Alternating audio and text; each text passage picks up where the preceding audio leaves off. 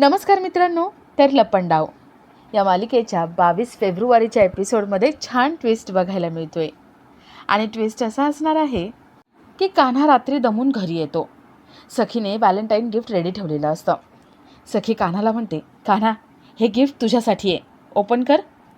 कान्हा ते गिफ्ट उघडून बघतो. त्याच्यामध्ये बासरी असते. कान्हा बासरी बघतो आणि त्याला आपल्या आईची आठवण येते.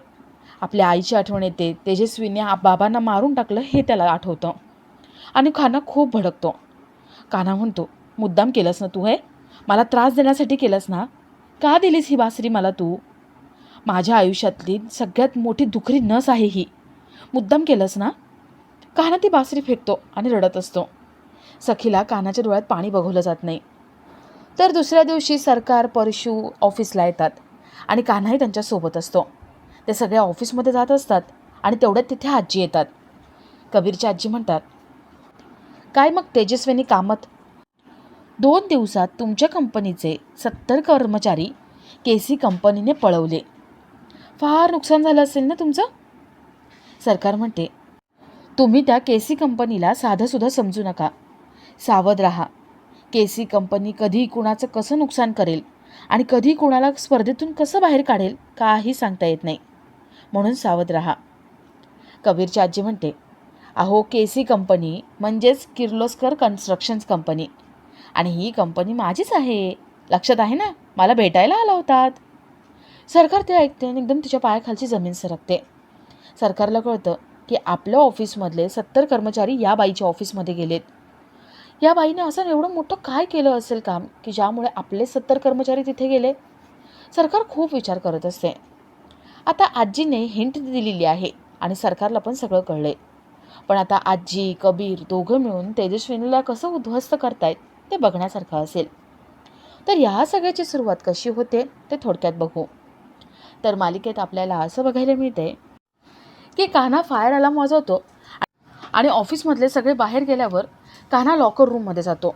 तो लॉकर उघडतो आणि त्यातलं कोटेशनचं इन्व्हलप उघडून कोटेशन सगळं बघून घेतो. कोटेशनचे फोटो काढतो. सरकारला डाऊट येतो. सगळे बाहेर आलेत पण कान्हा अजून आला नाही आहे.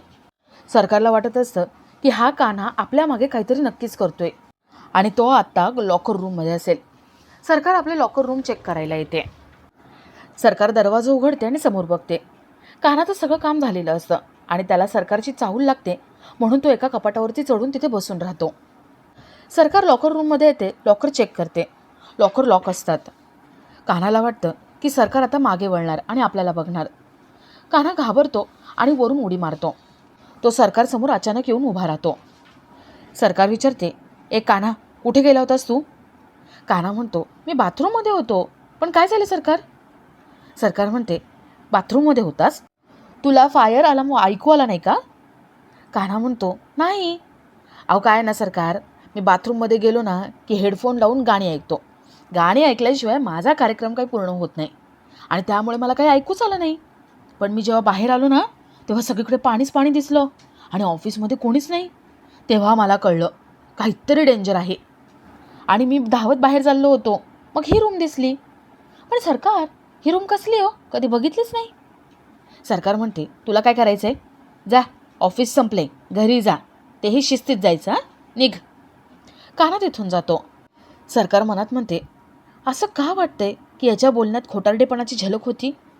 सरकार कान्हाचा विचार करत बाहेर पडते.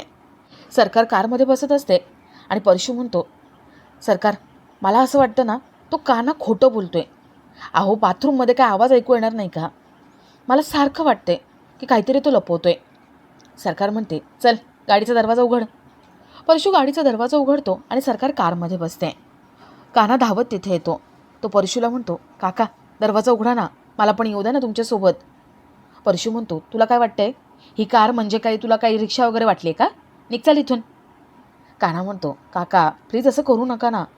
अहो एक तर रिक्षा मिळत नाही आणि बससाठी तासन तास उभं राहावं लागतं. तुम्ही पण घरी चाललायत तर प्लीज प्लीज मला येऊ द्या तुमच्यासोबत. सरकार म्हणते, परशू दरवाजा उघड, येऊ देत त्याला. परशू कान्हासाठी दरवाजा उघडतो आणि कान्हा कारमध्ये बसतो. कान्हा कारमध्ये बसल्यावर असं दाखवतो की जसं तो सरकार परशू यांचं काहीच बोलणं ऐकत नाही आहे. तो गाणी ऐकतोय. कान्हा कानामध्ये हेडफोन टाकतो आणि गाणी ऐकल्याचं नाटक करत असतो. खरं तर तो सरकार आणि परशू यांचं सगळं बोलणं ऐकत असतो. त्या दोघांचं टेंडरविषयीच बोलणं चालू असतं. उद्याचं टेंडर किती महत्त्वाचं आहे, ते आपल्यालाच मिळायला हवं याबद्दल बोलत असतात. कान्हा हे सगळं ऐकून घेतो आणि हे सगळं ऐकत असतानाच तो किरणला कोटेशनचे सगळे फोटो पाठवून देतो. कान्हा मनात म्हणतो, तुमच्यामध्येच राहून तुमची फिल्डिंग बघा आता मी कशी लावतो ते. आता पुढे काय काय होते ना, सरकार बघत राहा, तुम्हाला कळणार पण नाही. कान्हाने आपलं काम खूप छान केलेलं असतं. तर इथे किरण आजींना कोटेशनचे फोटो दाखवतो. आजी इम्प्रेस होतात. आजी म्हणतात, काही म्हणा, पण कबीर जे बोलतो ते करून दाखवतोच.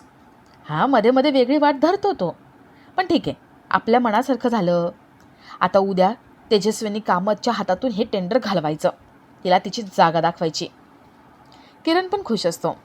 तर इथे कान्हा, सरकार, परशू कारमध्ये असतात आणि सिग्नलला गाडी थांबते. एक बासरी विकणारी बाई तिथे येते. ती कान्हाला रिक्वेस्ट करत असते आणि बासरी विकत घे म्हणत असते. कान्हाला त्या बाईमध्ये आपली सख्खी आई दिसते आणि कान्हाला भास होतो की आपली आई आपल्याला म्हणते, कान्हा प्लीज बासरी घे ना, तू प्लीज वाजव ना. अरे तुझ्या बाबांनी तुझ्यासाठी बासरी आणली होती, ही प्लीज ही बासरी वाजव ना. अरे ही बासरी वाजवलीस ना तर तुझे बाबा धावत इथे येतील, मला पूर्ण खात्री आहे, वाजव ना कान्हा. कान्हा त्या बाईकडे बघत राहतो आणि त्याच्या डोळ्यात पाणी येतं. सरकार काच वर करायला सांगते. कान्हा गाडीची काच वर करतो आणि तो भानावर येतो. त्याला कळतं की ती बाई आपली आई नाही आहे, तर ती एक कोणती तरी दुसरी बाई आहे.